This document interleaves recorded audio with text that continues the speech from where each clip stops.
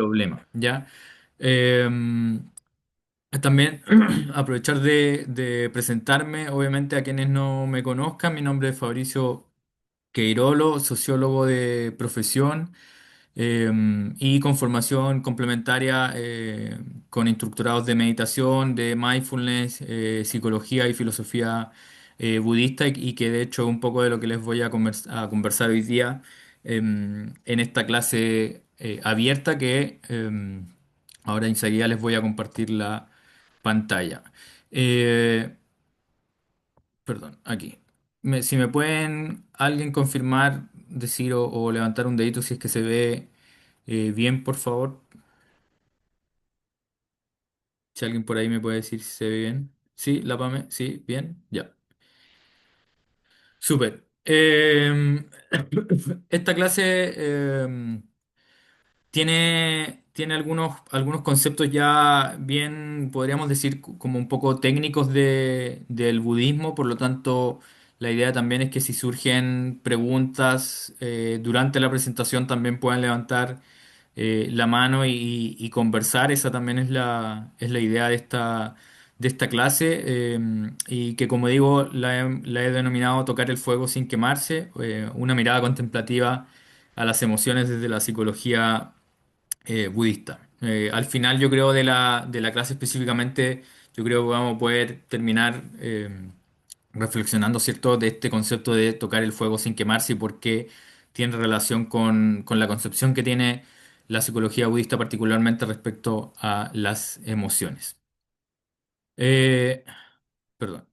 Algunos objetivos de hoy, de esta sesión. En primer lugar, comprender, ¿cierto?, cómo el budismo concibe, cómo el budismo entiende las emociones, ¿cierto?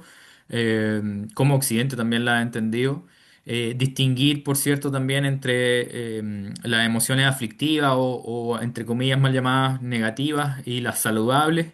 Pero importante también no desde una mirada moral, ¿cierto? Sino que más bien desde una mirada más funcional, que de hecho es la que tiene el budismo sobre las emociones particularmente. Analizar cómo éstas se construyen desde lo que el budismo llama los agregados, que lo vamos a ver en detalle ahora, y los llamados también factores mentales. Y por último, ¿cierto? Ofrecer una especie de mapa general de cómo la psicología budista entiende la transformación emocional, ¿ya? Em, ¿De qué hablamos en primer lugar cuando queremos referirnos a las emociones, ¿cierto? En psicología occidental, y esto de una manera bien general, obviamente cada corriente, cada escuela tendrá sus distintas definiciones, acentos, etcétera. Pero si pudiésemos hacer como una especie de resumen, que sea relativamente transversal a las distintas escuelas y visiones psicológicas en Occidente, podríamos decir que cuando hablamos de emociones, ¿cierto? Nos estamos refiriendo a una respuesta afectiva a un determinado estímulo que puede ser tanto interno como externo y que en la mayoría de las veces, o siempre me atrevería a decir más bien, está compuesto, ¿cierto?, de una activación fisiológica a nivel corporal, ¿cierto?, de nuestro sistema, una evaluación cognitiva, una expresión externa, ¿cierto? Y una tendencia a la acción. No siempre esa tendencia se traduce necesariamente en una acción, pero sí es posible ver que en la mayoría de las veces cuando estamos atravesados por alguna emoción en particular, ¿cierto? Surge una tendencia determinada a actuar. Pero hay algo acá interesante para comenzar la conversación, la clase, ¿cierto? Que en el budismo es interesante destacar que no existe una palabra equivalente a lo que nosotros en Occidente llamamos emoción. Ya no hay ninguna palabra que con exactitud podría ser traducida como emoción en el lenguaje budista, independiente de la escuela o la tendencia o la perspectiva de cada escuela, ¿cierto? Pero en general, como digo, no hay ninguna escuela que tenga un término similar a lo que nosotros entendemos como emoción, ¿cierto? Y que hemos catalogado en estas características que daba anteriormente, perdón. Sin embargo, en el budismo se habla, por el contrario, cuatro componentes principales que conforman lo que podríamos llegar a analogar, ¿cierto? A lo que nosotros entendemos como emociones, que son los chetasikas, ¿cierto? Los factores mentales, que lo vamos a explicar no tanto en detenimiento, pero vamos a explicar a qué nos referimos con eso ahora. La Vedana, que lo hemos visto en otras clases anteriores a propósito de la atención a las sensaciones, que es traducida como sensación sentida, ¿cierto? Em, el Sankara, ¿cierto? Que es la formación mental, los patrones, los hábitos mentales, ¿cierto? Y por último, los kleshas, que serían las aflicciones mentales, ¿cierto? Aquello que de alguna u otra forma perturba la mente. Ahí hay una cita importante de un antropólogo, un estudioso de el budismo, que dice, el budismo no trata de emociones, sino de hábitos de la mente que enturbian o liberan la visión, ¿ya? Em, el budismo en ese sentido, la psicología budista particularmente, entiende las emociones como lo que se ha llamado eventos compuestos, es decir, eventos que como tal su nombre señala, ¿cierto? Estarían a su vez condicionados, ¿cierto? Condicionados más bien por lo que el budismo llama los cinco agregados o los skandhas. Esto también lo hemos visto en algunas clases anteriores, pero obviamente si es que hay alguien acá que por primera vez se conecta a una clase o no tiene mucho conocimiento sobre el budismo, ¿cierto?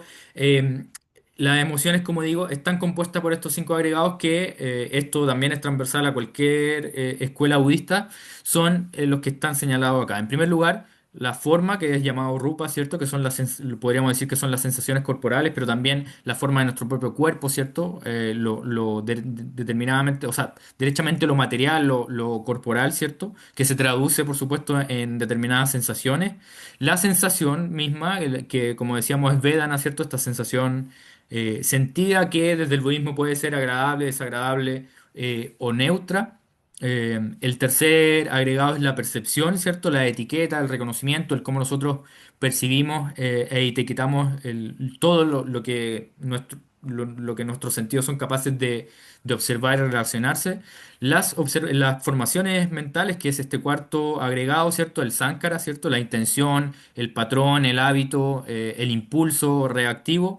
Y por último, la conciencia o viñana, ¿cierto? Que es, podríamos decir que es esta conciencia que agrupa a estos cuatro agregados, ¿cierto? Y le termina dando una forma determinada, ¿ya?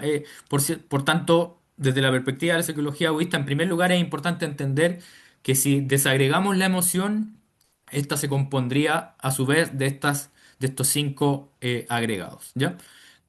Acá voy a dar un ejemplo bien puntual para que se pueda entender con mayor detención a qué nos referimos cuando hablamos de esta composición de cinco agregados en relación a la emoción, con un ejemplo muy cotidiano que probablemente nos sucede más ahora que hace un par de años atrás, ¿cierto? Con esta excesiva dependencia que tenemos con la tecnología.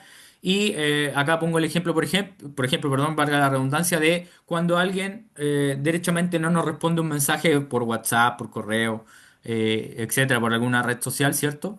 Y eso se traduce inmediatamente en una emoción ligada, por ejemplo, a la ansiedad. ¿Cómo desagregamos esta emoción en estos cinco agregados? En primer lugar, con Rupa, el primer agregado, ¿cierto? Nos damos cuenta que nuestro cuerpo se tensa, ¿cierto? Ahí puede haber un aumento del ritmo cardíaco, el estómago apretado, el pecho apretado, se activa nuestro sistema nervioso, ¿cierto? Ante lo que percibimos a primeras como una percepción de amenaza o de rechazo, ¿cierto? Ese es el primer agregado como digo, se corresponde a este ejemplo de la ansiedad. Le sigue la Vedana, ¿cierto? Esta sensación sentida inmediatamente posterior a que nuestro cuerpo se tensa, ¿cierto? O ante cualquier expresión de nuestro cuerpo, surgen inmediatamente sensaciones desagradables, ¿cierto? Asociadas, por ejemplo, al vacío, la incertidumbre, cierta inseguridad, ¿cierto? Y que estas sensaciones, por cierto, no son complejas todavía en este paso, podríamos decir, sino que lo que hacen más bien es predisponer cierta reacción a nivel emocional. Posterior, ¿cierto? Le sigue la saña, ¿cierto? La percepción, el etiquetado, donde mi mente, posterior a sentir esto, la tensión en el cuerpo, a esta sensación sentida, inmediatamente, esto pasa muy rápidamente, ¿cierto? Etiqueta esa experiencia y dice, por ejemplo, me están ignorando, no le importo, no me quiere contestar, etcétera. ¿Cierto? Pueden inmediatamente aparecer algunos recuerdos similares, experiencias anteriores que hemos tenido, ¿cierto? Y que, por supuesto, van condicionando nuestra reacción en el momento presente.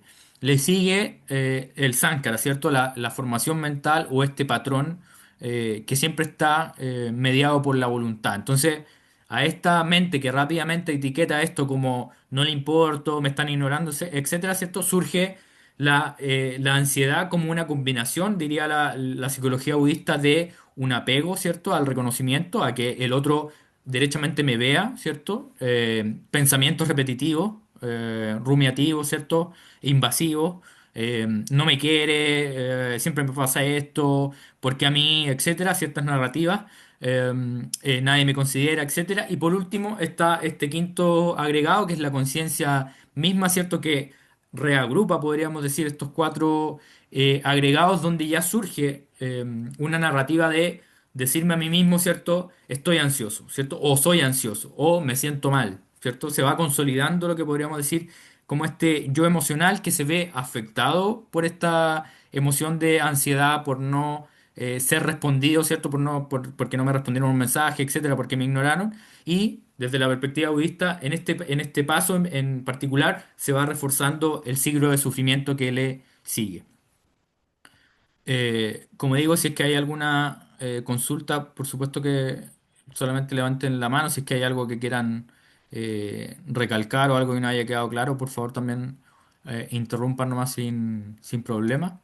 Eh, y ¿Cierto? ¿Qué sucede desde la perspectiva del budismo si contrariamente a esa reacción en cadena, nosotros aplicamos lo que se llama atención plena, que ha sido traducida desde el inglés, ¿cierto? Como mindfulness, que es lo que está más como difundido en Occidente, ¿cierto? ¿Qué es lo que sucede cuando aplicamos particularmente este tipo de atención? ¿O qué es lo que podría llegar a suceder si lo aplicamos, ¿cierto? Es que nos permite distinguir entre la sensación, ¿cierto? Y la historia o la narrativa mental que nos creamos a propósito de una determinada sensación, que en este caso, ¿cierto? Decíamos que es una sensación desagradable, pero también puede ocurrir con una sensación agradable, por cierto. Reconocer la impermanencia de esa emoción, entender que al observar con atención plena me doy cuenta que esa emoción tiene un surgimiento, tiene un desarrollo, pero también tiene una cesación, ¿cierto? Es decir, está sujeta al cambio y al que en algún momento deba disolverse, diluirse, etcétera, para darnos cuenta, por cierto, que no hay un yo fijo. Esto es un poco lo que vamos a profundizar hoy día a propósito de la visión, ¿cierto?, que tiene el budismo específicamente en el plano emocional. Entonces, acá hay otro, me quiero detener en un concepto que también he conversado en otras clases, pero como digo, puede haber alguien que por primera vez participa de esto o no haya escuchado derechamente de estos conceptos que tiene que ver con la Vedana, ¿cierto? Con este eslabón dentro de la cadena del sufrimiento que el budismo particularmente pone mucho hincapié porque desde esta perspectiva es justamente en esta Vedana, en esta sensación sentida, ¿cierto? O en este tono afectivo de la experiencia, donde es clave poner atención porque si no pongo atención, ¿cierto? Este ciclo de sufrimiento se comienza a reproducir sin parar. Entonces, el Vedana o la Vedana, en la psicología occidental o el mundo occidental lo ha entendido como el tono hedónico de toda experiencia, es decir, esta evaluación prerreflexiva que hacemos nosotros cuando nos relacionamos con objetos, con personas, etcétera, donde inmediatamente y de manera casi automática, ¿cierto? Ante cualquier objeto, ante cualquier estímulo, mi mente, ¿cierto? Eh, termina por evaluar si aquello con lo que me estoy relacionando me agrada, ¿cierto? Si es sukha vedana, si me desagrada, si es dukkha vedana, o si es neutra, ¿cierto? O me es indiferente. Entonces, la Vedana en este sentido hay que entenderlo como una haciendo el símil, ¿cierto?, con la psicología occidental, no estamos hablando de una emoción compleja como podría ser la ira, la tristeza, la alegría, sino que, como dice ahí, es lo que se siente inmediatamente después que mi mente, ¿cierto?, entra en contacto con algún objeto particular, ¿cierto? Mi mente o cualquiera de los otros, las otras puertas sensoriales, como llama el budismo, ¿cierto? Que en este caso son los cinco sentidos. No solamente mi mente es la capaz de entrar en interacción con algún objeto, ¿cierto? Sino que, por ejemplo, mi vedana también se activa cuando al tocar algún objeto a través del tacto, ¿cierto? Se activa la vedana de lo desagradable ante, por ejemplo, algo que me da asco, ¿cierto? O por el contrario, podría ser en el caso del gusto, ¿cierto? Cuando pruebo algo que me genera cierto agrado a nivel de papilas gustativas, ¿cierto? Y por tanto quiero seguir consumiéndolo en el caso, por ejemplo, que sea una comida, un bebestible, etcétera.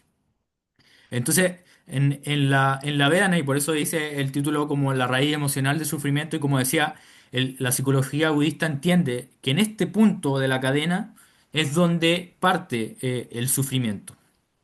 Entonces, ¿cómo se origina? La vean acá hay un poquito más digamos, como detalle de cómo se va originando lo que el budismo llama el tono afectivo de la experiencia. En primer lugar, ¿cierto? Tenemos el contacto sensorial, ¿cierto? Que el budismo llama pasa, que en este caso podría ser cualquier contacto que establece alguna de nuestras puertas sensoriales. Recordar eh, que en el budismo tenemos cinco puertas sensoriales, que son los cinco sentidos, más una sexta puerta sensorial, ¿cierto? Que es la propia mente, ¿ya? Eso hay que tener en consideración, por ejemplo, a través de la evocación de una idea, no necesariamente de que el oído entre en contacto con un sonido o que el ojo vea una forma, sino que también cuando la mente evoca una idea, un recuerdo, una proyección, ahí también desde la perspectiva del budismo, una puerta sensorial, particularmente en este caso la mente, está estableciendo contacto sensorial con un objeto, independiente que ese objeto exista materialmente en el caso de la mente, ¿cierto? A ese contacto inmediatamente le sigue lo que llamábamos, ¿cierto? La vegana, es decir, esta evaluación prereflexiva, inmediata, muy rápida, donde aquel contacto nosotros lo catalogamos como agradable, desagradable o neutro. Posterior a esta vena, inmediatamente le surge una respuesta habitual, ¿cierto? El sánkara, el llamado sánkara, el impulso volitivo, el patrón mental, el hábito conductual, etcétera, ¿cierto? Donde yo, posterior a eso que he evaluado como agradable, desagradable o neutro, perdón, le sigue, ¿cierto? Esta respuesta que puede ser de deseo, en el caso de que algo me agrade, ¿cierto? Yo voy a desearlo, lo quiero, que ojalá permanezca, ojalá siga, ¿cierto? Me apego a él, me aferro a él. Puede surgir la aversión hacia lo desagradable, ¿cierto? A algo que no me gusta, por tanto, no lo quiero ver, lo trato de rechazar, ¿cierto? O por último, la ignorancia o la indiferencia ante aquello que en estos términos, ¿cierto? Me es neutral a nivel de sensación. Entonces, acá ya se conforma lo que el budismo llama el sánkara, ¿cierto? Que es este impulso siempre mediado por la voluntad, ¿cierto? Pero muy automático de rechazar aquello que no me gusta, apegarme a aquello que me gusta o ser indiferente a aquello que me es neutral. Posterior a esta vedana, ¿cierto?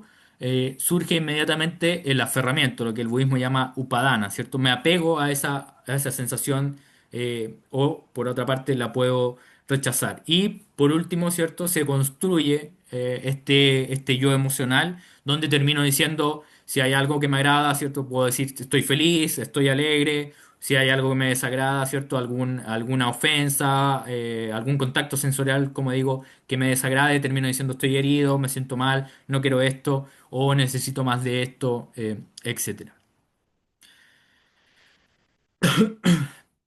Otro concepto importante desde la perspectiva del budismo que lo mencionaba al principio, no hay tiempo hoy como para profundizar tanto en ello, pero es importante porque está directamente relacionado con lo que nosotros entendemos como emoción, son los llamados factores mentales.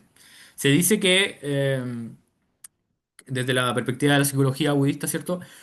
Cada instante de conciencia, cada momento de conciencia de un sujeto o de un ser en particular, está acompañado por una mente principal, ¿cierto? Que es la mente que todos identificamos como mi propia mente, ¿cierto? Cuando hablamos de mi propia mente, va acompañada, digo, de una combinación de los llamados factores mentales. Ahí pongo algunos, son, dependiendo de la tradición, 51 o 52, pero Es una clasificación muy antigua, probablemente si se realizan actualizaciones van a surgir nuevos factores mentales, pero en general la tradición los clasifica en 51 o 52, dependiendo la escuela. Y acá, como digo, menciono algunos para hacerse una idea de lo que estamos hablando cuando nos referimos a factores mentales, ¿cierto?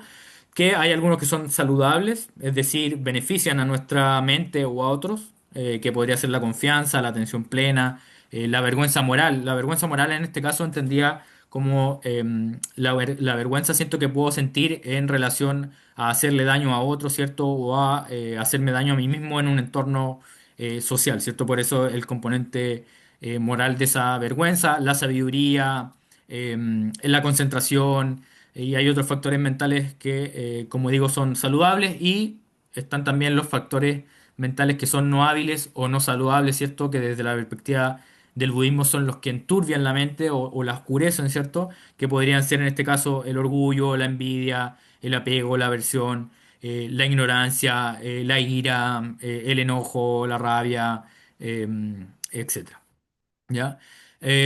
Por eso ahí dice que los factores mentales en este sentido son entendidos como, eh, podríamos decir, como el color que le sigue o lo que tiñe de color alguna experiencia mental, ¿cierto? Cuando yo estoy en un determinado momento, ¿cierto? Desde la perspectiva del budismo, siempre estoy acompañado de uno o de varios factores mentales. En un momento me puedo sentir con demasiada confianza, ¿cierto? Cultivando atención plena. Y al momento siguiente, por alguna X situación, inmediatamente puedo pasar a un factor mental de orgullo, de envidia, de aversión, etcétera. Como digo, desde la perspectiva del budismo hay varias metáforas para explicar de lo que hablamos cuando nos referimos a factores mentales, pero una que al menos me gusta a mí o que siento que ayuda bastante a explicar esto es una metáfora antigua, ¿cierto? En el tiempo del Buda que existían los reyes, pero él decía que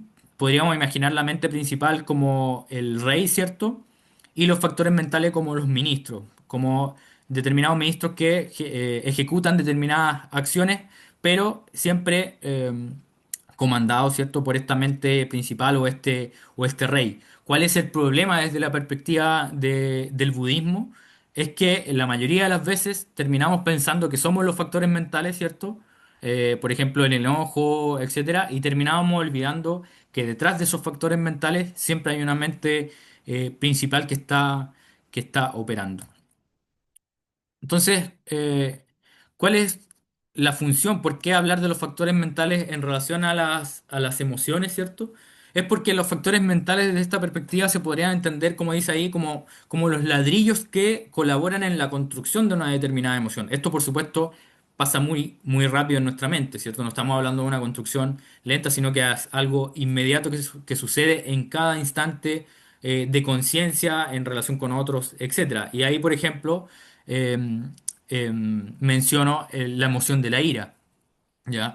La emoción de la ira desde la perspectiva del budismo no es una emoción que surja sola, ¿cierto? Sino que surge en compañía de, por ejemplo, estos seis factores mentales que menciono acá. Entonces, la ira puede ir acompañada de ¿qué? De aversión, por supuesto. Si hay algo que me genera ira, lo más probable es que también me genere aversión, ¿cierto? No quiero ver eso, lo rechazo, etcétera. Probablemente también me genere algún tipo de confusión. También puede venir acompañada de cierta rumiación, haciendo o sea, conectando con el ejemplo anterior que hablábamos de la ansiedad que me puede provocar el que no me respondan un mensaje, ¿cierto? También eso, si me conduce a la ira, también podría ir acompañado de una rumiación mental que me empiezo a preguntar mentalmente por qué me hace esto a mí, ¿cierto? ¿Por qué me hizo esto? ¿Será que no me quiere? Etcétera, ¿cierto? Vichara, que es otro factor mental, también podría surgir aquí para hacerme como justificarme discursivamente, ¿cierto? Para decir, seguro que me tiene envidia, seguro que me quiere hacer daño, etcétera. Manasikara, que es otro factor mental, ¿cierto? También podría surgir en compañía de la ira, ¿cierto? Para que la atención esté dirigida en este caso hacia ese, entre comillas, enemigo, ¿cierto? Que me ha hecho daño, que he sentido que me ha dañado, ¿cierto? Y por último, chetana, que es la volición o la voluntad, la intención que está detrás de cualquier acción, que en último término, por ejemplo, en una ira muy descontrolada o grande, ¿cierto? Me podría terminar haciendo que yo quisiera dañar a la otra persona, ¿cierto? Generando internamente una volición de querer dañar u ofender a otra persona. Ahí, por ejemplo, está una pregunta a propósito de este mismo ejemplo, de este mismo ejercicio, siento, de cuando envidiamos el logro de alguien, ¿qué factores están en juego? ¿Ya? ¿Y qué factores están en juego cuando yo envidio a alguien? Acá otra vez quiero poner un ejemplo práctico, concreto, para que también se pueda ir visualizando esto, cómo se entiende en nuestro diario vivir, ¿cierto? Cómo se puede ir desagregando. Y en primer lugar, en este caso, tenemos la vedana, ¿cierto? La sensación sentida. Aparece una sensación desagradable cuando, por ejemplo, ves el éxito de alguien ajeno. Pongamos un ejemplo, ascienden a alguien en el trabajo, ¿cierto? Un compañero de trabajo, y esto genera en mí una determinada envidia que en primer lugar se traduce en una sensación sentida de desagrado, ¿ya? Puede, como digo, ser algo que se exprese en el cuerpo, una opresión, una tensión en la mandíbula, una tensión en la zona de la frente, etcétera. Esta sensación, como he dicho anteriormente, surge de inmediato, es algo que es preverbal, pre-reflexivo, no hay momento para la reflexión cuando surge la vedana, ¿cierto? Y como dice ahí también, y que es finalmente el problema, que muchas veces esa vedana pasa completamente desapercibida, es ignorada por la mente y por tanto hace que este ciclo de sufrimiento se reproduzca sin conciencia. ¿Qué factores mentales podrían estar involucrados cuando yo siento envidia frente al éxito ajeno? Esto es un ejemplo, pueden surgir muchos más también, ¿cierto? O podrían surgir una combinación de estos, algunos de estos u otros similares, pero en primer lugar la misma envidia, ¿cierto? El celo ante la felicidad, ante el éxito de otra persona. Inmediatamente también le puede ir acompañado el orgullo y la necesidad de compararse, ¿cierto? Surge este deseo de querer ser superior, igual, o al menos no ser inferior a ese que le está yendo mejor que a mí. Eso puede también ir acompañado de la aversión, algún resentimiento hacia esa otra persona, alguna confusión, ignorancia, ¿cierto?, respecto al mérito del otro. Surge también o puede surgir este factor mental de Manasikara, ¿cierto?, de la atención, que en este caso se podría dirigir obsesivamente a ese otro, ¿cierto?, a ese logro, no parar de pensar por qué le habrá pasado a él y no a mí, ¿cierto? Que puede ir, por cierto, también acompañado de este otro factor mental que es Vitaka, que cuando es afectado, entre comillas, por una emoción aflictiva, inmediatamente se puede volver rumiación, cierto pensamiento invasivo, yo también me merezco esto, ¿por qué no me está pasando a mí? Siempre me sucede esto, que me dejan de lado, bla, bla, bla, etcétera, ¿cierto? Otro factor mental que le puede acompañar es Vichara, que se puede volver una justificación interna, ¿cierto? Que muchas veces se traduce también en intentar validar al otro o al mérito del otro, ¿cierto? Es por contactos, por pituto, podríamos decir, no es justo, etcétera. Y por último, Chetana, ¿cierto? La abolición o la voluntad de, en último término, de surgir esta cierta intención de querer competir o derechamente sabotear al otro o aislarse, etcétera. Y por último, en este proceso, con el mismo ejemplo, ¿cierto? Surge, o sea, se activa, digamos, Viñana, que decíamos que era este quinto agregado, ¿cierto? Que es el que unifica esta experiencia para terminar diciéndonos, para terminar con esta narrativa, ¿cierto? De estar sintiéndonos internamente como personas envidiosas y decirnos a nosotros mismos, oye, soy envidioso, etcétera, donde finalmente se consolida esta identificación como si fuera parte de nuestra propia mente, de nuestra propia identidad como persona, ¿cierto? Termino diciéndome a mí mismo o a otro, o termino siendo conocido, ¿cierto? En determinados círculos como una persona envidiosa, en vez, y esto es lo que dice finalmente la psicología budista, en vez de reconocer que la envidia como factor mental puede estar presente, pero no por ello me termina identificando, ¿cierto?, como una persona necesariamente envidiosa. Por eso la reflexión desde esta perspectiva contemplativa, ¿cierto? Es entender, en el caso de este ejemplo, pero obviamente se aplica a otros más que ustedes mismos puedan estar reflexionando ahora o que les haya sucedido, ¿cierto? Que en este caso la envidia o cualquier emoción, insisto, no es una sustancia, ¿cierto? Ni tampoco un defecto personal, sino que más bien es un conjunto de factores mentales condicionados, ¿ya? Y que por tanto, desde esta perspectiva, si son observados con atención plena, con sabiduría, ¿cierto? Una de las cosas que se pueden ir logrando poco a poco, obviamente, e ir desactivando, ¿cierto? Sin reprimir, sin rechazar, para que vayan surgiendo las cualidades opuestas. En ese sentido, el budismo podríamos decir que, al menos yo lo considero bien sabio en ese sentido, que más que proponer una represión de las emociones, lo que propone más bien es que de lo que yo me debo preocupar en ese momento o en mi vida en general, ¿cierto? Es de intentar cultivar cualidades que se opongan a determinadas emociones, más que intentar esconderlas debajo de la alfombra, no querer verlas, etcétera. Perdón, que en este caso particularmente la cualidad opuesta que supone, valga la redundancia, a la envidia es mudita o la alegría empática, ¿cierto? Ser capaz de alegrarme por el triunfo, por el éxito de otras personas. Y que no sé si hay alguna consulta, algo que quieran preguntar, si es que se va entendiendo, interrumpan nomás si es que hay algo o algo que quieran agregar. Em, ¿Qué son, para continuar, qué son los klesas, ¿cierto? O las aflicciones mentales, que también, como decía al principio, tienen directa relación con cómo el budismo entiende la emoción como una confluencia de eventos que suceden internamente, ¿cierto? Las aflicciones mentales en este sentido son entendidas como lo que actualmente en Occidente, ¿cierto?, llamamos las emociones, entre comillas, negativas, ¿cierto? Pero que son, desde esta perspectiva, son netamente patrones mentales, ¿cierto?, que están, por cierto, profundamente enraizados en nuestro continuo mental, pero que tienen ciertas características y que, en primer lugar, distorsionan la percepción, ¿cierto? Condicionan mi propia conducta y por tanto mantienen este ciclo de sufrimiento que el budismo llama el famoso samsara y que probablemente algunos de ustedes, algunas de ustedes también han escuchado en otros contextos, ¿cierto?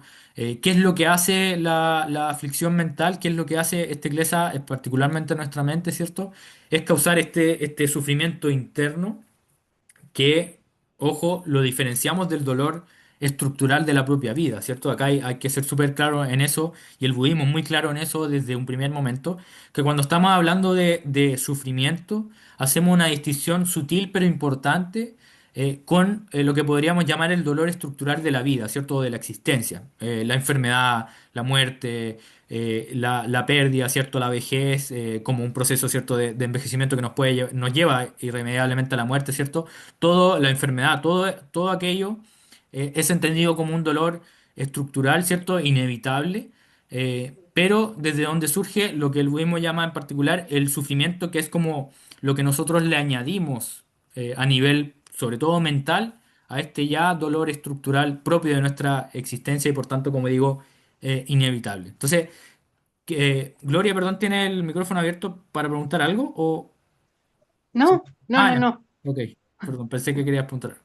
Entonces, ¿qué es lo que hace la aflicción mental desde esta perspectiva? ¿Qué es lo que hace un klesa, ¿cierto? Oscurece la experiencia directa de lo que el budismo llama las tres marcas de la existencia, es decir, la impermanencia, es decir, que todo está sujeto a un cambio, a que las cosas surgen y cesan, independiente de su duración.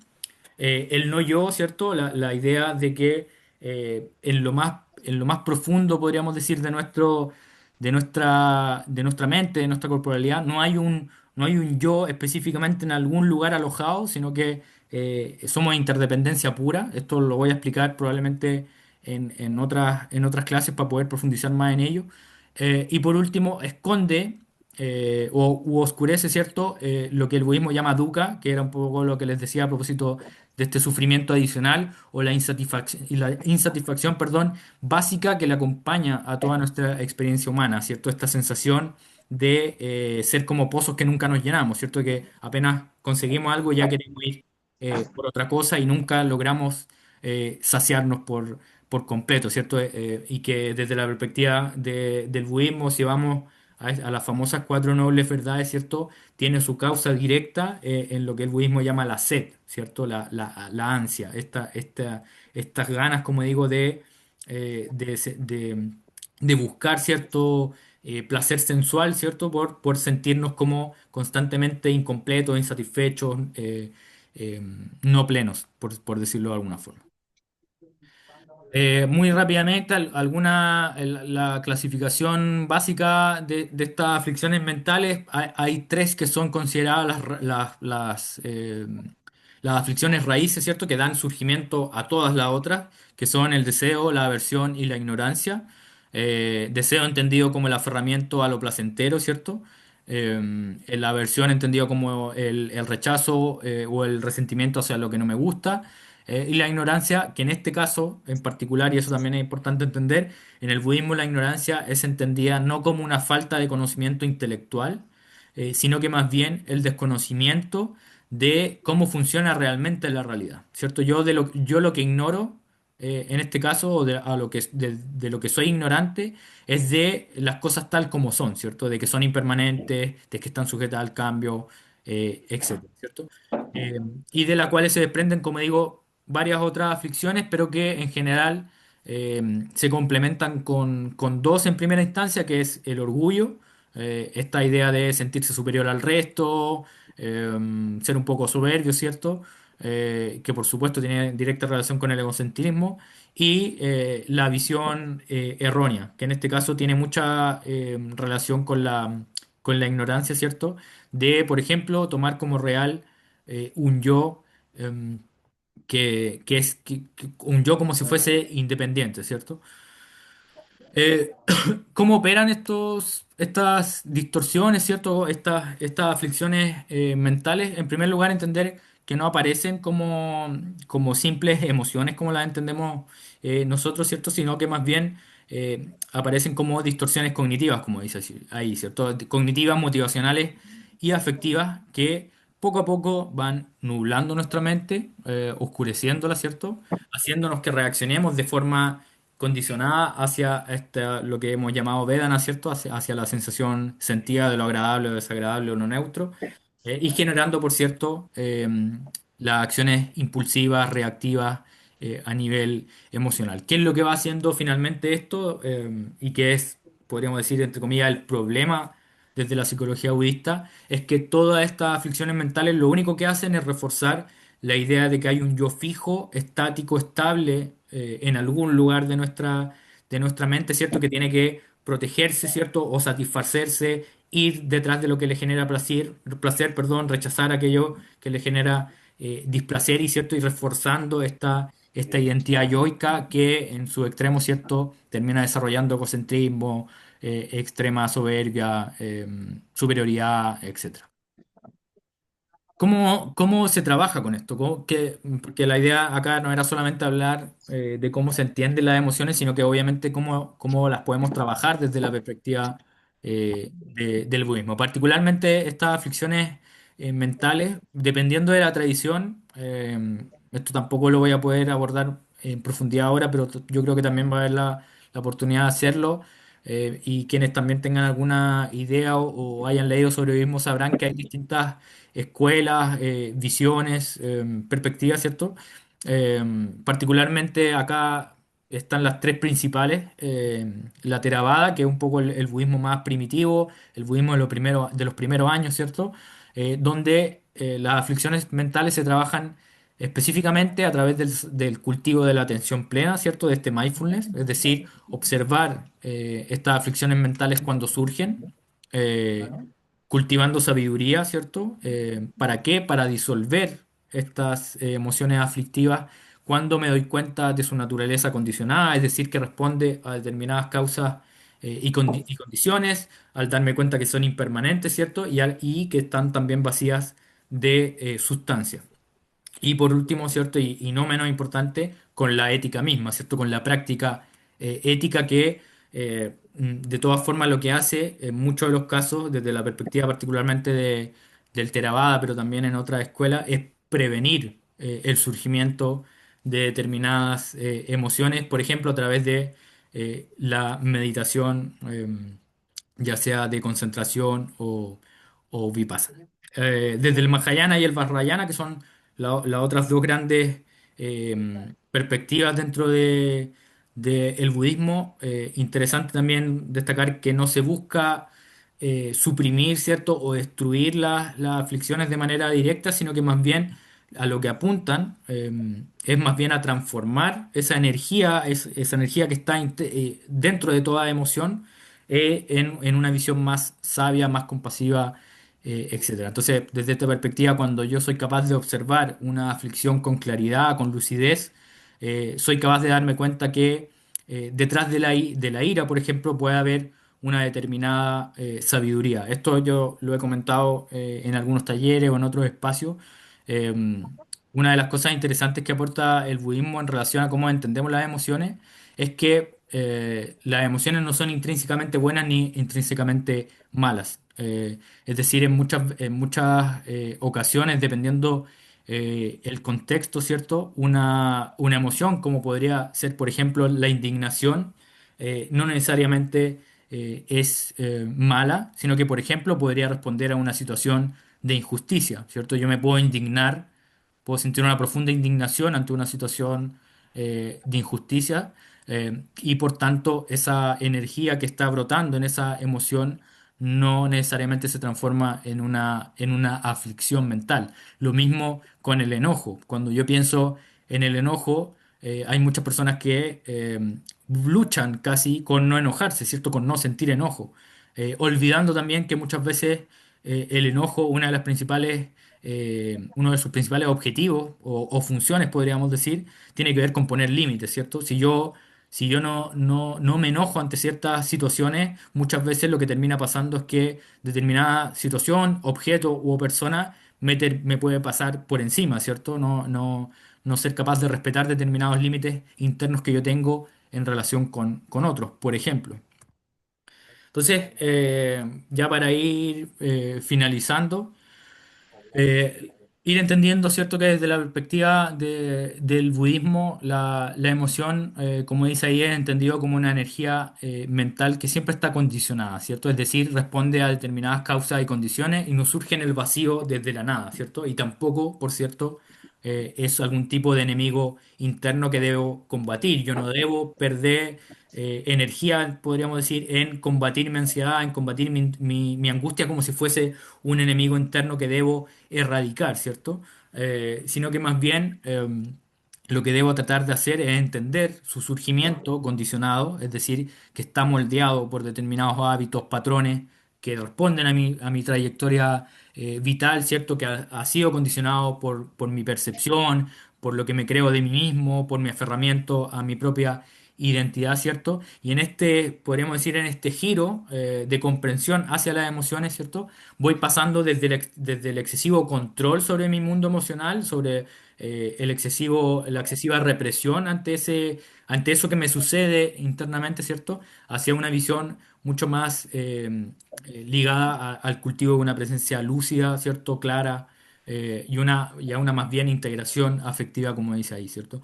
Mark Einstein, que es un psicólogo que sigue particularmente al budismo en su intervención terapéutica, para quienes lo quieran buscar, se los ultra recomiendo porque, como digo, adapta muy bien el lenguaje más técnico de la psicología budista a una psicoterapia occidental, si es que hay psicólogos, psicólogas conectados, que dice, ¿cierto? No se trata de erradicar las emociones, sino de sostenerlas desde una conciencia, ¿cierto?, más compasiva, sin quedar atrapado en esa narrativa, ni, por cierto, también actuar compulsivamente sobre ellas. Entonces, acá una de las, podríamos decir, prácticas que aconseja el budismo, y por eso estamos hablando no de una teoría necesariamente o exclusivamente, sino que más bien estamos hablando de algo que debe ser encarnado, debe ser practicado, pasado por nuestro propio cuerpo, tiene que ver exclusivamente, o sea, particularmente, perdón, con la atención plena, ¿cierto? Con la atención plena como un factor mental que no solo ayuda a la regulación emocional, que podría ser como en la superficie, ¿cierto? Sino que también a medida que la vamos acompañando con discernimiento ético y con una determinada comprensión de la realidad, esa atención plena, como digo, no solamente me permite regular mi emoción, sino que también ir discerniendo de cómo está estructurada, cómo está construida esa emoción para ir dándome cuenta, entre muchas otras cosas, ¿cierto? De que es impermanente, de que tiene un surgir y tiene un cesar, de que está sujeta al cambio, de que no soy yo, ¿cierto? De que yo soy capaz de desidentificarme de esta emoción para pasar, por ejemplo, de decirme soy una persona enojona a decirme esto es enojo, ¿ok? No me pertenece, no me identifico con él. Como digo, observar que esta emoción surge, permanece y cesa, y por cierto también reconocer su carácter condicionado. ¿En qué sentido? En que esa emoción en particular no viene de la nada, no surge en el vacío, sino que responde también a determinados hábitos, patrones y condicionamientos que responden a mi historia, a mi biografía, a mi trayectoria, etcétera. Entonces, cuando entiendo eso, que también se abre también la percepción de que esa emoción es insustancial. ¿En qué sentido? En que no tiene una esencia fija y por tanto no solo puede ser comprendida, sino que también puede ser liberada. Algunos matices importantes, sobre todo en las visiones contemporáneas de mindfulness, etcétera. Y esto no es algo que solamente esté exponiendo yo, sino que muchos autores obviamente lo están trabajando, problematizando, ¿cierto? Que tiene que ver con que si yo ocupo la atención de una forma reduccionista, ¿cierto? Si la atención plena como práctica la descontextualizo, le quito el componente ético, por ejemplo, que aborda el budismo en esta práctica, ¿qué puede terminar pasando, ¿cierto? Es que lo voy a usar solamente como una herramienta de regulación emocional, que al no integrar la visión o la sabiduría, se puede volver otra herramienta más de control emocional, ¿cierto? Que siempre trabaja como a nivel de superficie y si por tanto instrumentalizo la atención plena, por otra parte también me puede llevar a solamente querer volverme una persona más productiva, más rendidora, ¿cierto? Perdiendo, por cierto, su raíz más ética y profundamente liberadora. Entonces, ¿qué es lo que busca hacer la psicología budista en este caso cuando lo llevamos a la práctica? Es reunificar, ¿cierto? Volver a integrar lo que tiene que ver la práctica misma de la atención plena, que en último término apunta a cultivar esta presencia, ¿cierto? Con lo que el budismo llama la visión profunda o vipassana. Esto también lo voy a conversar probablemente en otra clase cuando hablemos específicamente del camino de vipassana, ¿cierto? Pero, ¿qué es lo que pasa cuando se unen ambas prácticas, cuando reunifico, ¿cierto? Ambas prácticas, para quienes también estén relacionados un poco con la práctica meditativa, ¿cierto? Es que si yo acompaño el cultivo de la calma mental, es decir, si yo practico meditación que en la tradición budista se llama chamata, ¿cierto? Para ir calmando mi mente por medio de la concentración, ¿cierto? Y lo uno, lo integro con la visión profunda o con lo que se llama la indagación, ¿cierto? Eh, Voy observando determinadas emociones, como podría ser en este caso, como pongo ahí, una emoción difícil que podría ser la tristeza, la angustia, etcétera. Puedo ser capaz de nombrarla, ¿cierto? De identificarla, observar internamente dónde se localiza, una presión en el pecho, una presión en el abdomen, sudoración de manos, palpitaciones rápidas, etcétera, ¿cierto? Y no solamente las localizo internamente en mi cuerpo, sino que también soy capaz de indagar para darme cuenta, por ejemplo, que es impermanente, ¿cierto? Darme cuenta que está constantemente cambiando, que no puedo eh, técnicamente, ¿cierto?, estar en una constante angustia, en una constante tristeza, sino que esa emoción, por muy fuerte que en algún momento se pueda sentir, está todo el rato cambiando, ¿cierto? No tiene una forma fija y tampoco tiene un dueño, ¿cierto? Esa emoción, yo no soy triste, ¿cierto? Sino que es la tristeza que que pueda estar internamente en mí para, por cierto, aplicar lo que decía al principio, que son conocidos estos como las marcas de la existencia o los tres sellos de la existencia, ¿cierto? Que son la impermanencia, para notar si esto cambia, etcétera. Si es insatisfactorio, esto me libera o me aprieta, como dice ahí. Y si es no yo, ¿cierto? O insustancial, para darme cuenta que esa emoción no soy yo, ¿cierto? Eh, entonces, ¿qué es lo que pasa desde la perspectiva del budismo si yo practico esto, si yo lo pongo en práctica? Insisto, si no solamente esto lo comprendo a nivel intelectual, sino que hago que pase por mi propio cuerpo, por mi propia mente, a través de la práctica contemplativa, a través de la práctica meditativa, lo que voy haciendo poco a poco, y obviamente es un camino largo que requiere cultivo, ¿cierto? Voy, lo que se dice como erosionando esta raíz del sufrimiento. Algunas reflexiones finales, y con esto también abro la palabra si es que alguien quiere comentar, preguntar algo, profundizar, etcétera. Algunas, algunas frases para ir cerrando, como digo. En primer lugar, entender, ¿cierto?, que la emoción, como decíamos, bajo ningún término es un enemigo interno, ni por cierto tampoco son verdades absolutas, sino que más bien son procesos eh, mentales que están condicionados, que responden a determinadas causas y condiciones y que por tanto también están sujetos a su surgimiento y a su cesación. Por cierto, también su poder eh, va a disminuir cuando soy capaz de observarlas con claridad, sin identificarme ni reprimirlas. Entendiendo también que la psicología, desde la psicología budista, ¿cierto? Y que lo decíamos al inicio, no encontramos una definición aislada, como nosotros entendemos la emoción, sino que más bien estamos hablando de una integración, de un conjunto eh, de fenómenos que coexisten en lo que nosotros llamamos emociones en Occidente, ¿cierto? Que conllevan factores mentales, aflicciones, eh, etcétera. Y otra cosa que dice ahí también importante, que por mucho que hayan algunas terapias, eh, particularmente en Occidente, es cierto que apunten solamente a regular la emoción. Si vamos a la profundidad de la psicología budista, en verdad lo que queremos en última instancia es mirar la raíz de esa emoción, de ese sufrimiento, para terminar disolviéndolo desde una comprensión más sabia, más compasiva, más lúcida, ¿cierto? Entonces, esto abre dos caminos en mi práctica. Por una parte, la comprensión profunda de este origen condicionado de la emoción, a través, por cierto, de esta sabiduría, ¿cierto? Y por cierto, también la transformación por medio de del propio cultivo de la atención plena, el discernimiento ético y la compasión. Eso era lo que les quería comentar, conversar hoy día. Si es que hay alguna pregunta, algo que quieran profundizar, comentar.